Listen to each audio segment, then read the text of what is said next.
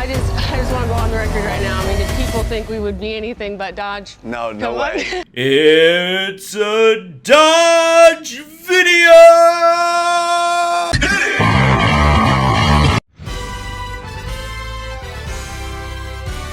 Yes, Tony Stewart and Dodge have made their marriage official in the NHRA, but don't let that stop you from speculating. Definitely NASCAR to Dodge is on the path to happening, and it would seem as though Tony is in prime position to take that program over when and if it does happen. We'll be talking about that as well as much more racing news. A ton of stuff has been breaking today, so we will get into that first. So Connor Daly has been announced today as the full-time driver for the number 20 Ed Carpenter Racing car in IndyCar. He's bringing crypto sponsor BitNile to IndyCar, and that is the reason that he has been able to overcome the devastating loss of Air Force. Daly's biggest highlight of the last year was leading the most laps in the Indianapolis 500, but I think expectations can be a little bit higher for his season this year, as it will be the first time since 2017 that Daly has driven for the same team all in 1 year. Team owner Ed Carpenter will still pilot the traditional third oval-only entry in 2022. IMSA has announced a 61-car entry list for the 60th Rolex 24 Hours at Daytona. The highlight is certainly the 13-car debut of the new GT Daytona Pro Class, which replaces the much-beloved GTLM. You will see at the track coverage of both the Roar and the 24 Hours at Daytona on my channel, as well as a bandwagoner's guide working through the huge entry list to hopefully help you be a more informed viewer of the race. Speaking of sports cars, we got our first look and listen. Listen at the Porsche Penske LMDh Challenger. Here it is.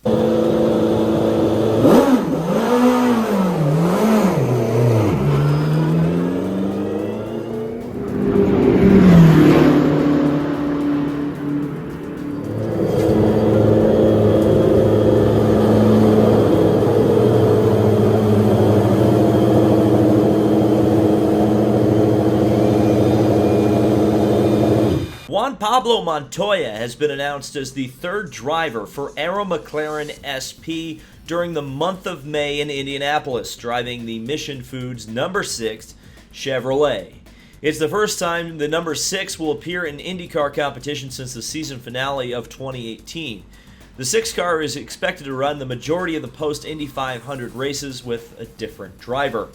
The number 6 was originally reserved for the IndyCar return of Robert Wickens, and unfortunately it doesn't appear that that's going to be happening anytime soon.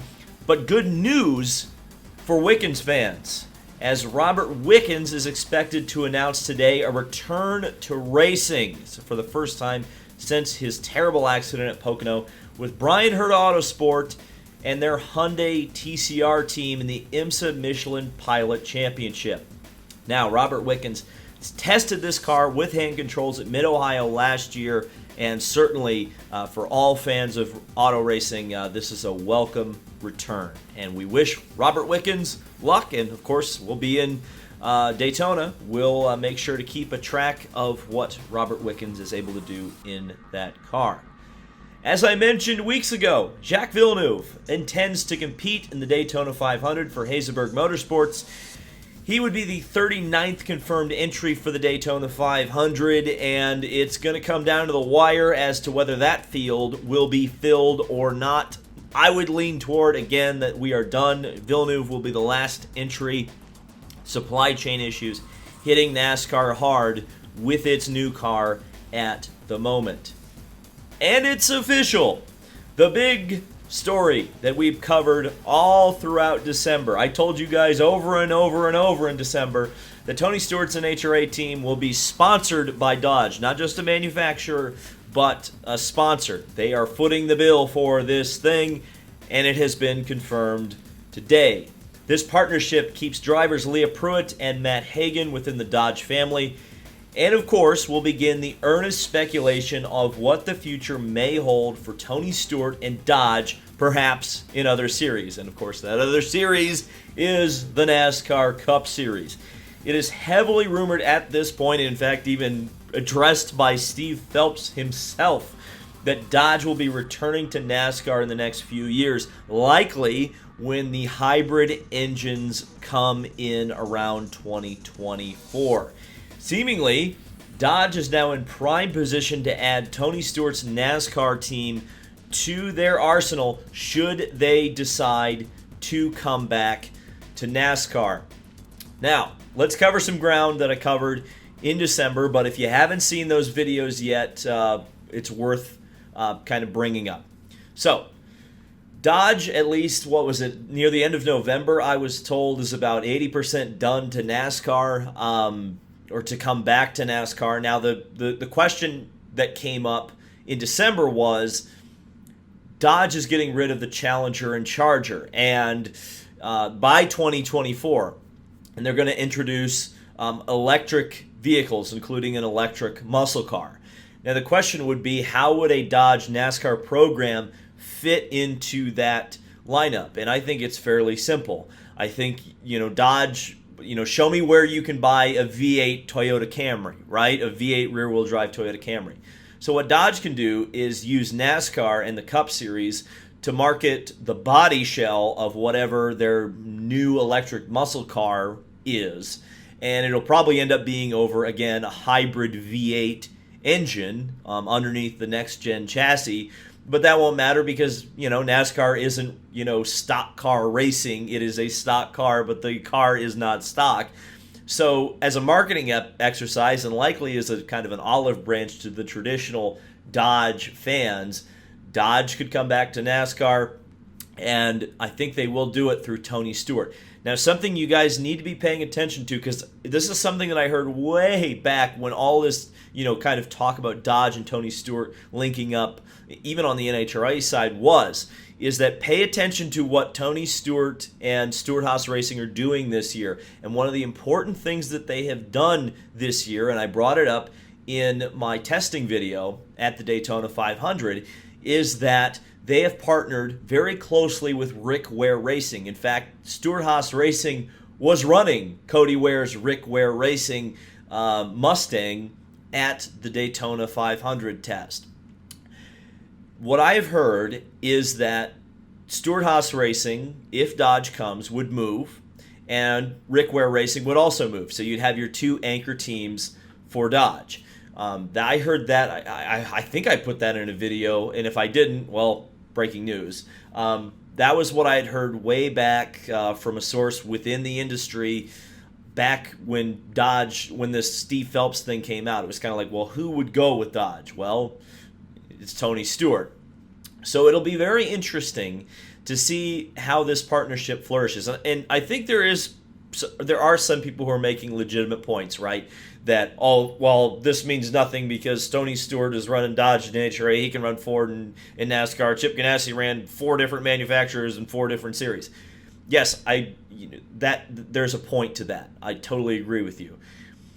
The difference is that as a business move, if Dodge comes to NASCAR, you have to look at the position that Tony Stewart and Gene Haas are in NASCAR. Penske, obviously, going to be a major pillar of the Ford camp. Roush, especially now with Keselowski being over there, they're right back up there. Front Row Motorsports, heavily associated with Roush. They scored NASCAR's biggest prize last year, the Daytona 500. So that's 3 teams in the Ford camp that are currently, in my opinion, ahead in the pecking order than Stewart-Haas Racing is. Despite the fact that Stewart-Haas Racing is a huge team and gets big drivers. Stewart-Haas Racing, I think if they want to reach that next level, would be wise to move manufacturers. And I think a lot of people don't think about, it wasn't that long ago that I don't really think they're married to a manufacturer. They were married to Chevy for a while. Like, they moved to Ford. There's nothing to say that they couldn't move to Dodge. And especially now that Dodge is footing the bill for Tony Stewart's NHRA team, like, it's clear that they're not unwilling to spend money on Tony Stewart. So we'll have to see. By the way, I think this is great for the NHRA to have Tony Stewart involved. And hopefully, actually, I'll be able to cover at least one event this year on the NHRA trail. That'll be interesting and certainly some different content for this year. But yeah, so it's official. Tony Stewart, Dodge, and I guess we'll see where things are headed in the future. And you know, throughout the future, I'll be here, my channels will be here, so be sure to subscribe, because when it breaks, we'll be talking about it. Thank you guys so much for watching. This has been David Land on YouTube. We'll see you in the next video.